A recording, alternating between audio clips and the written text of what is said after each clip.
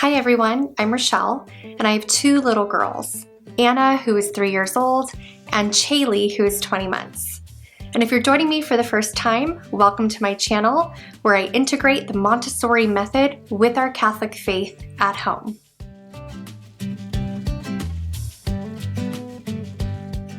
Currently, one of our favorite practical life activities is food preparation in the kitchen.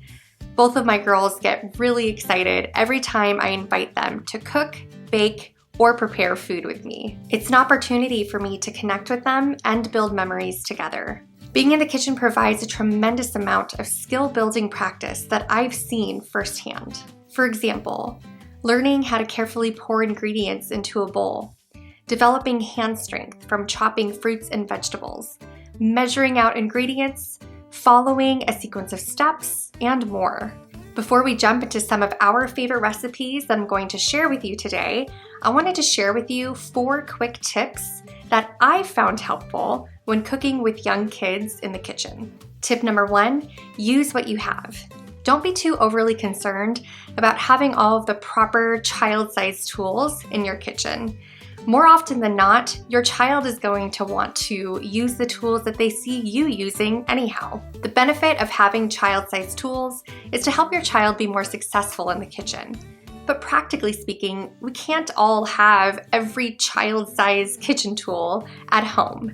So I say use what you have. Also, there is a lot your child can do without any tools at all. For example, tearing lettuce for a salad, washing fruits and vegetables, kneading dough, or even cracking an egg. Consider your child's age and their skill set and get creative with what you have at home. Tip number 2 is measure out the ingredients ahead of time. So let's say your child wants to cook lunch with you. Well, you can respond by saying, "I would love if you could help me make lunch. Let me prepare everything for you first." Then, to the best of your ability in the moment, go ahead and take a few minutes to prepare your child's food prep area by measuring out all the ingredients and having all of the kitchen tools you'll need ready to go. I've personally noticed that whenever I take a moment to just plan a little ahead, our experience together in the kitchen is much smoother. Tip number 3 is allow for mess. Now this tip is a tough one for me. I totally understand the hesitation of maybe not inviting your child in the kitchen because you're afraid of cleaning up a big mess afterwards. However, you and I both know that it is much more important to invite your child in the kitchen than to keep your kitchen clean. So if this bothers you, just start small. Start with simple smoothies or snack preparation so that there's less mess, and work your way up.